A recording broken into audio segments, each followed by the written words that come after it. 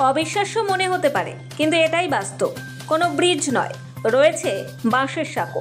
ভগ্নদশা ইছামতি নদীর ওপরে সেই সাঁকোর কচুরিপানা স্তূপ জমে আছে, আর তার ওপর থেকে হেঁটে পার হচ্ছে কয়েকশো গ্রামবাসী। ভারত বাংলাদেশ সীমান্তের মানুষ এভাবেই যাতায়াত করছেন উত্তর 24 পরগনার বসিরহাট মহকুমার স্বরূপনগর ব্লকে গোবিন্দপুর গ্রাম পঞ্চায়েত ও সগুনা গ্রাম পঞ্চায়েত, মাঝখানে ইছামতি নদী। আর এই নদীর নাব্যতা কমেছে দীর্ঘদিন সংস্কার না হওয়ার ফলে। একটি কাঠের ব্রিজ থাকলেও সেটা ভগ্নপ্রায় দশা। 30টে গ্রামের কয়েক হাজার মানুষ দীর্ঘদিন ধরে প্রশাসনের দ্বারস্থ হলেও আজও ইছামতি নদীর এই অংশে সংস্কার হয়নি, যার ফলে কাঠের ব্রিজ থাকলেও সেটা একেবারে দুর্বল।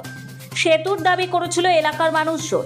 এদিকে কচুরিপানা জমেছে নদীর গর্ভে প্রায় 10 কিলোমিটার জুড়ে, তার উপর দিয়েই হেঁটে যাচ্ছে কাতারে কাতারে মানুষ।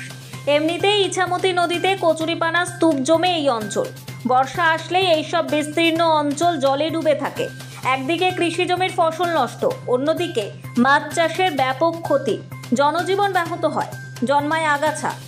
এলাকার মানুষ বলছেন, দীর্ঘদিন ইছামতি নদীর সংস্কার না হওয়ার ফলে আগাছা জন্মে যাচ্ছে, তাই সেখানে একদিকে কচুরিপানা হয়ে উঠেছে গবাদি পশুর খাদ্য, অন্যদিকে কচুরিপানার উপর দিয়ে হেঁটে দুই পাড়ের বাসিন্দারা পারাপার করছেন।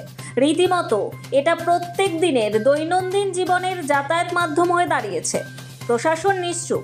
কচুরিপানার ওপর দিয়ে কষ্টসাধ্য যাতায়াত এখন সাধারণ মানুষের রোজ নামচা। কচুরির উপর দিয়ে হেঁটে বেড়াচ্ছিলেন, এটা নদী তো? হ্যাঁ নদী, কচুরির উপরে ট্রেন লাইন করা যাবে, কোনো পানির সংস্কার নেই। কচুরিতে ঘাস তাহারি কোনো আমাদের ছাড়া।